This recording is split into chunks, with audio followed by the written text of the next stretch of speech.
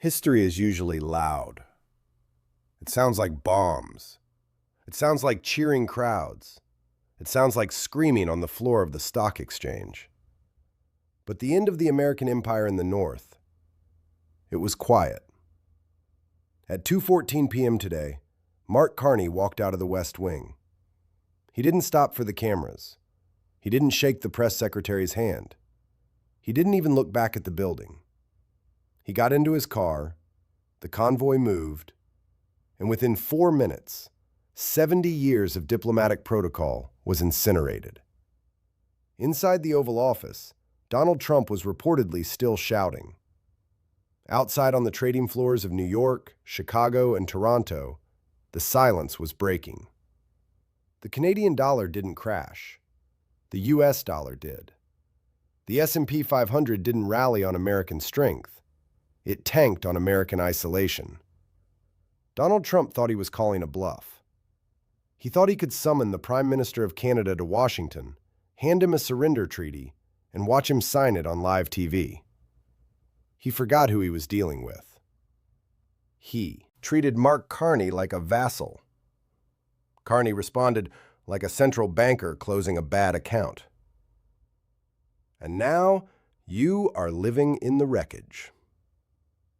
In this special report, we are going deep. We have sources inside the room. We have the leaked details of the document Trump tried to force on Canada.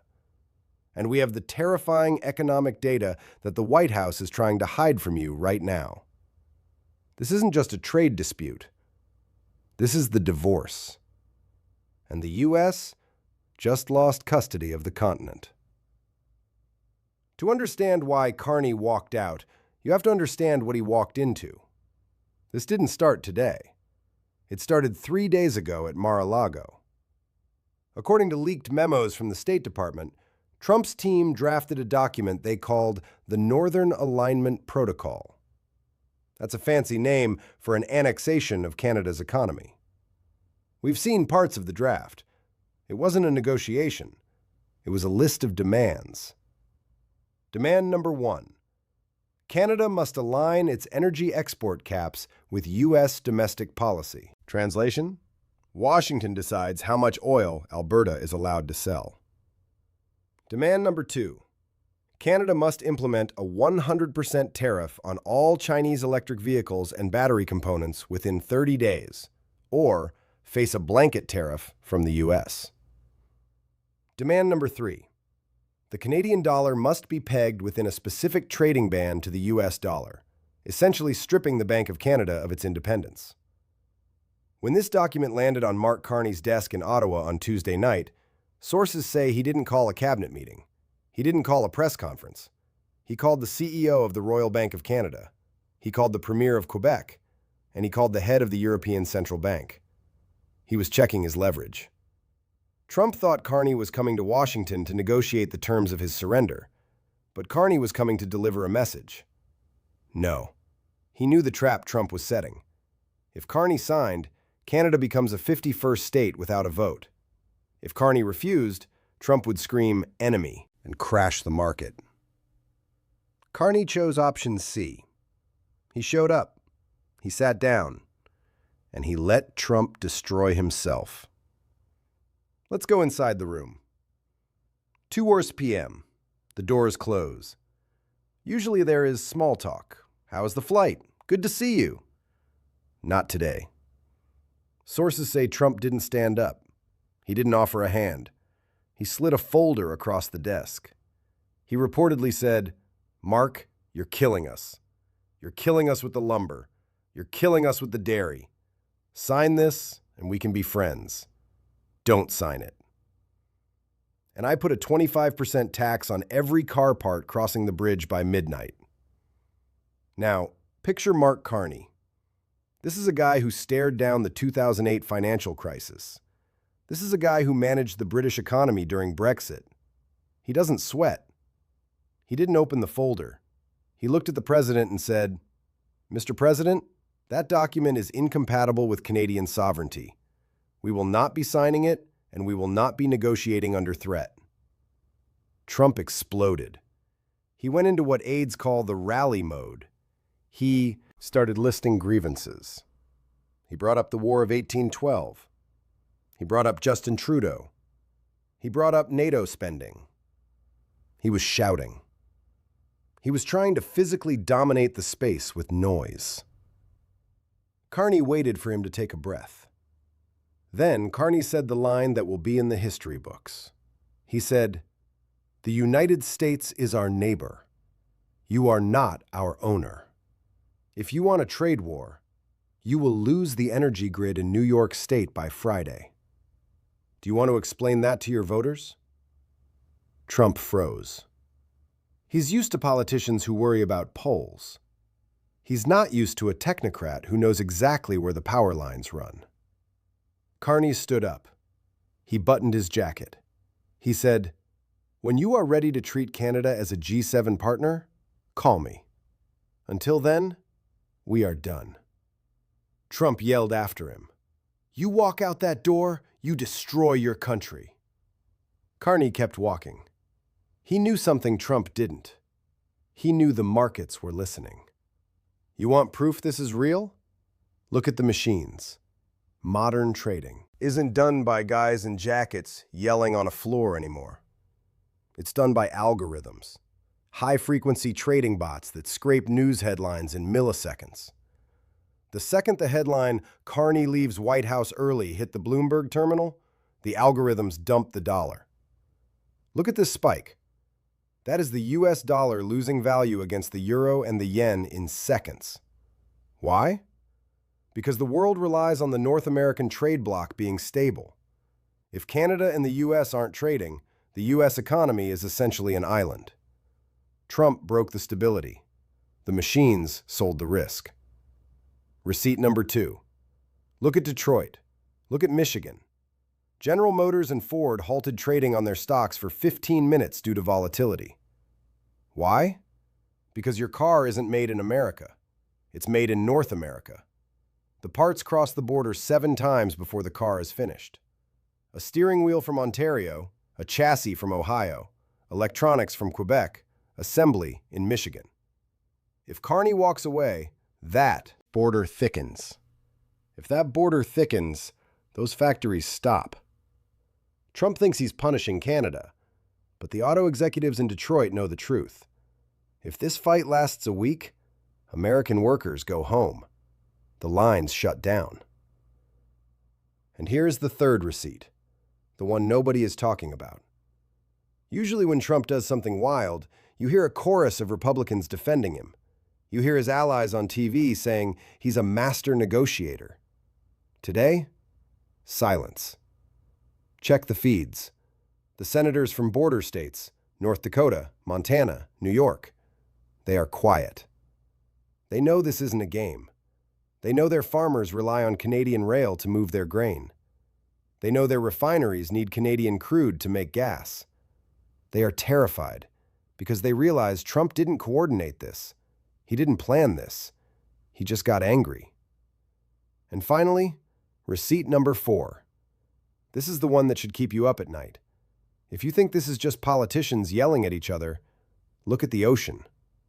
We have access to live maritime transponder data.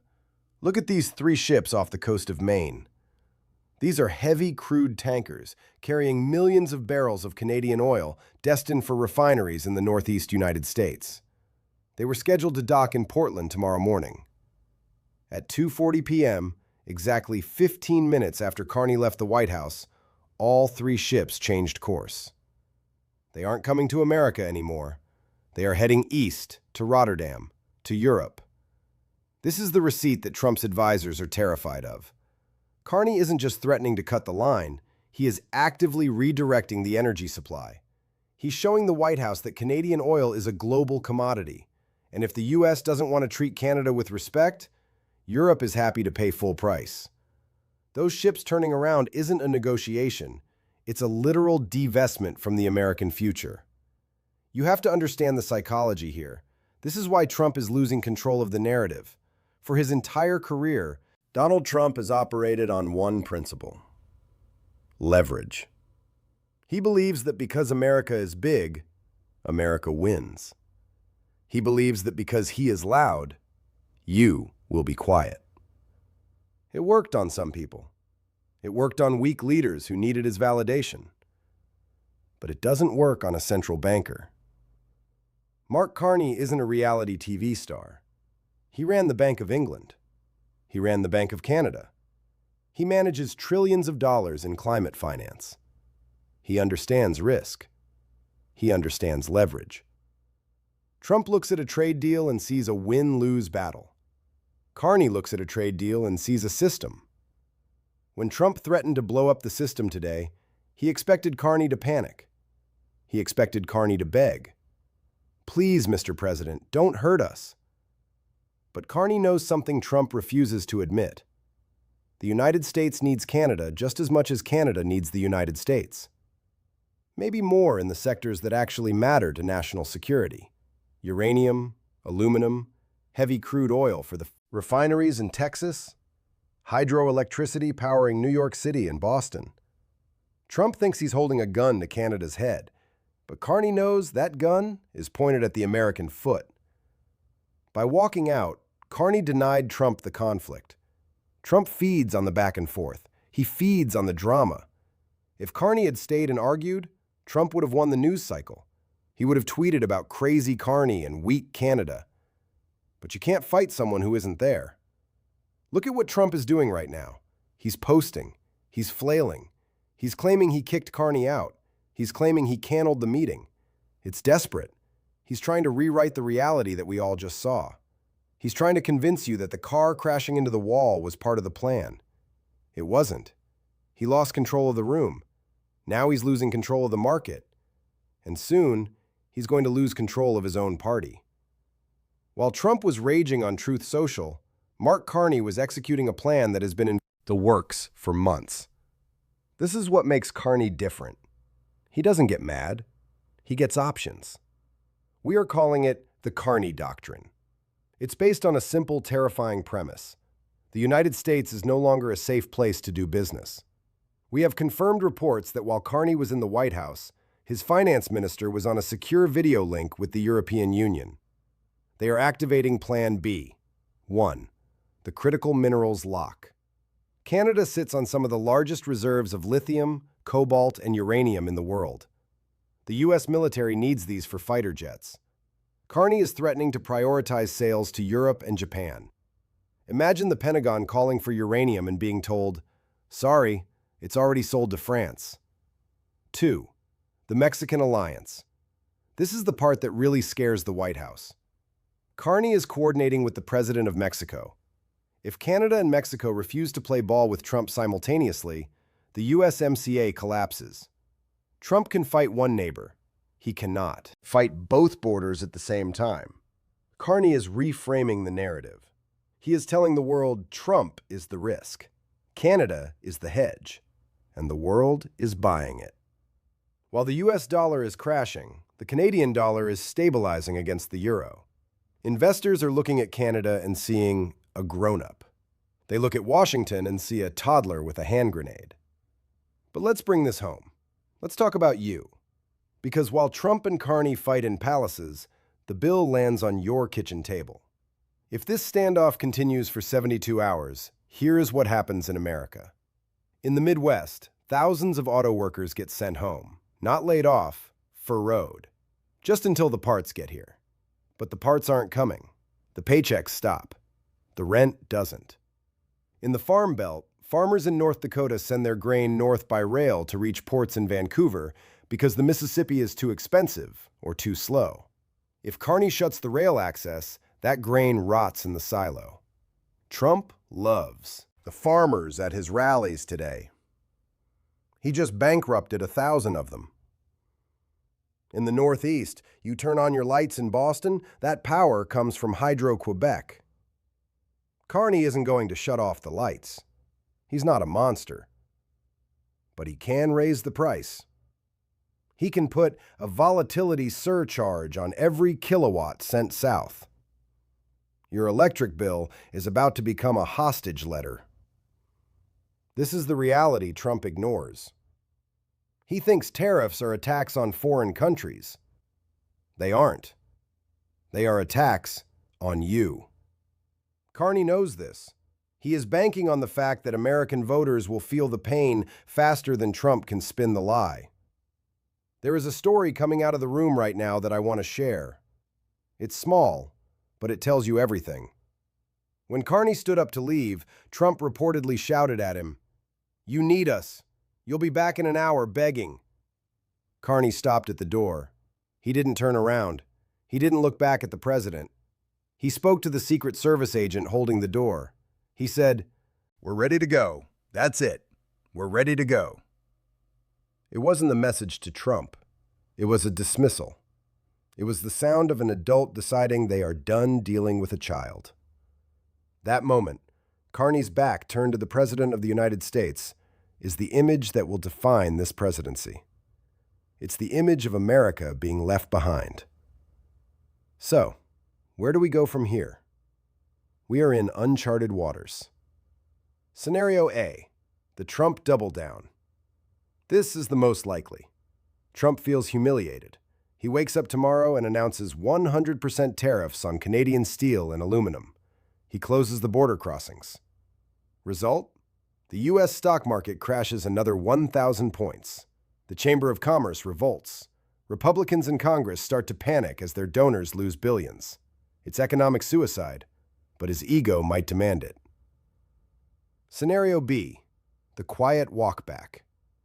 Trump's advisors, the few sane ones left, get in his ear. They tell him, "Sir, if you do this, we lose the midterms. We lose the economy." They try to spin it. They claim they are rescheduling. They try to get Carney back on the phone. But here's the problem. Carney might not pick up. Carney has the leverage now. He can wait.